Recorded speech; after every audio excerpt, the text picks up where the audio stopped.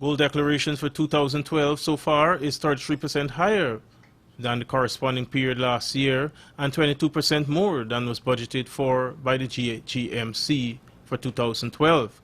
This was disclosed by Minister of Natural Resources Robert Fassad at a ceremony where miners and persons close to the sector were honored.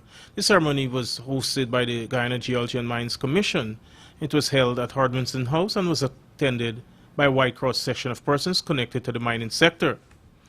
Persons were awarded based on a number of factors, which included their method of retrieving precious metals, their adherence to regulations set out by the authorities, and their levels of production.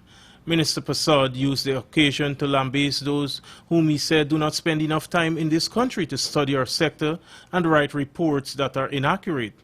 He lauded the miners, saying they are hard-working and contribute heavily to the development of this country. Community and miners, at the end of the day, are not the bad guys.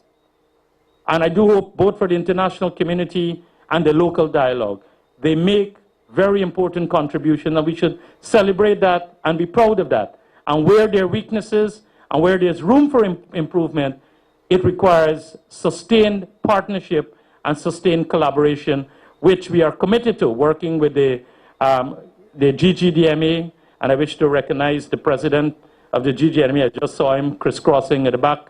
The Guyana Women Miners Organization and others who are integral to the sector.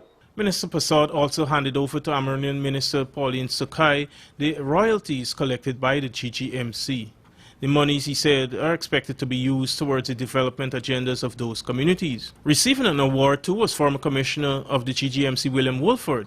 I asked him about the recent complaints from small miners about not getting enough land to mine, and he said that for there to be real development in the sector, the policy must be to release more lands to the miners. That you need to have several prospecting license holders to give the country a chance of one of them being successful.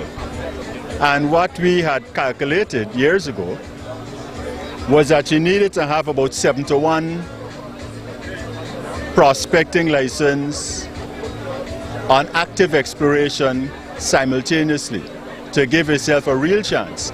And they would have to spend about 50 million US. Miners and the GGMC have been at loggerheads in recent times over issues affecting both parties. For Capital News, Raul Collins.